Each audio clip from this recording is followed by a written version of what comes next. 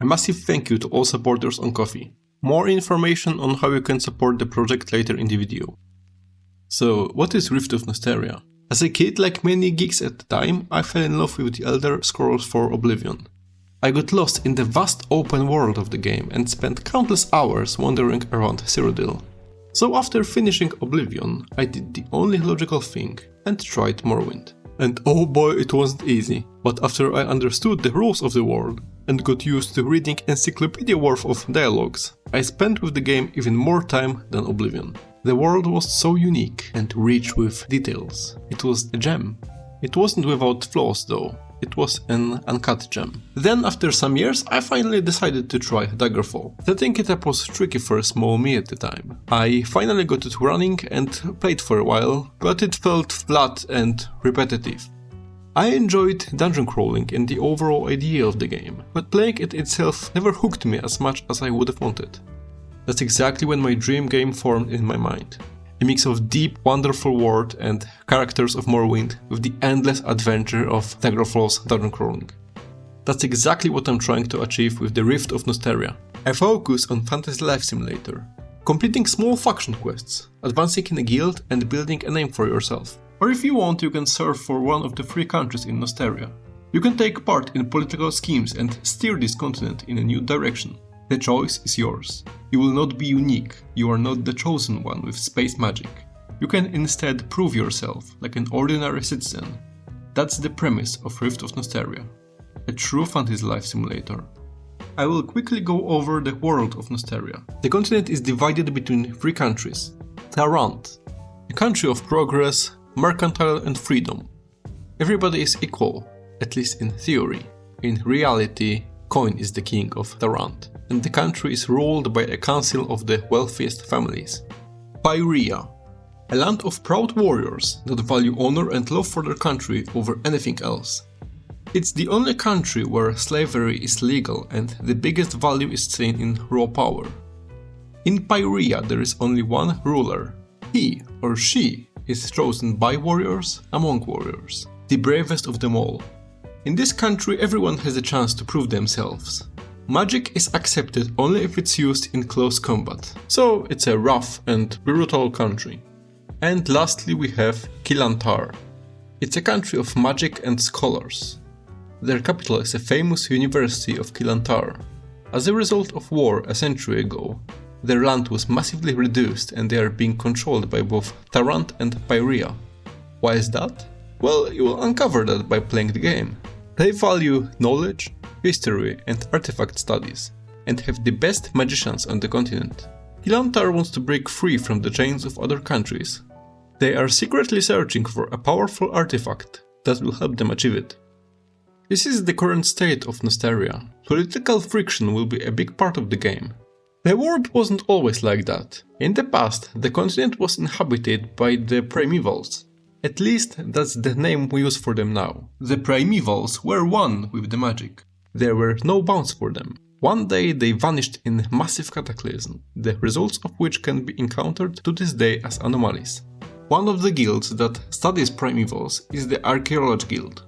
You can learn a lot more about this ancient civilization by doing quests for the archaeologists.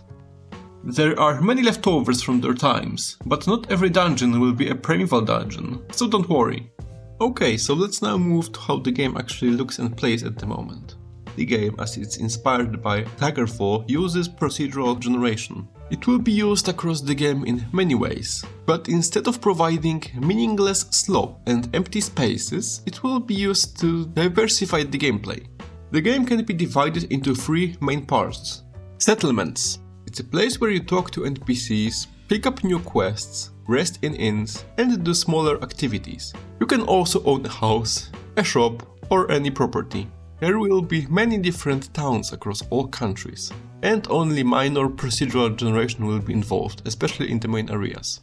The next big part of the game is the land of Nostaria, which is a vast and open space. There will be many ways of traveling this land: on foot, on a horse, with caravans, or by using a boat. Unlike Daggerfall, the entire land of the game will not be generated.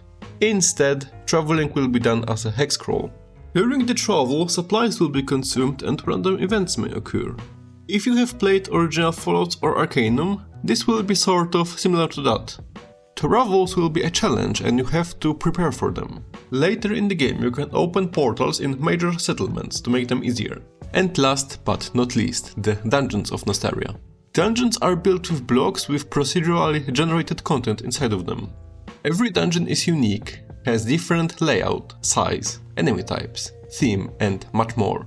They can be underground or on the ground. Dungeons will test your combat and exploring capabilities. Every weapon and piece of equipment has durability.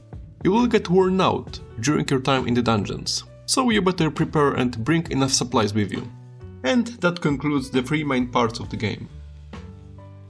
I'm using Godot as my engine. It's highly customizable and most importantly, it's free and open source. Year after year it improves with new updates and features. Rift of Nostaria aims for retro art style and Godot can support that very well. As a mostly solo developer, the ease of work that it provides is essential for the project. The art style is naturally inspired by Morrowind. I'm using 3D assets from Morrowind as a point of reference to the assets I'm making myself. Okay, let's now make a list of all the things that the game contains at the moment. These things are working, but they still require a lot of polish, like visual effects, sounds and optimization. So everything is subject to change.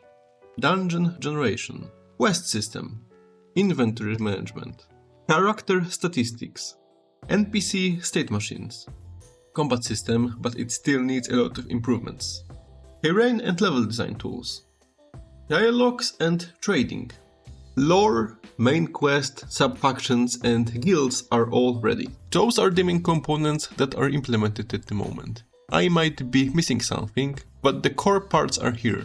And now let's make a list of things I will be focusing on in the near future. NPC creator tool for generating many different characters quickly. Spellcrafting tool that will be similar to what you can find in Morrowind and Daggerfall. Travel menu with events like I was talking about before. And of course much more of everything else like shaders, enemy types, particles and other effects.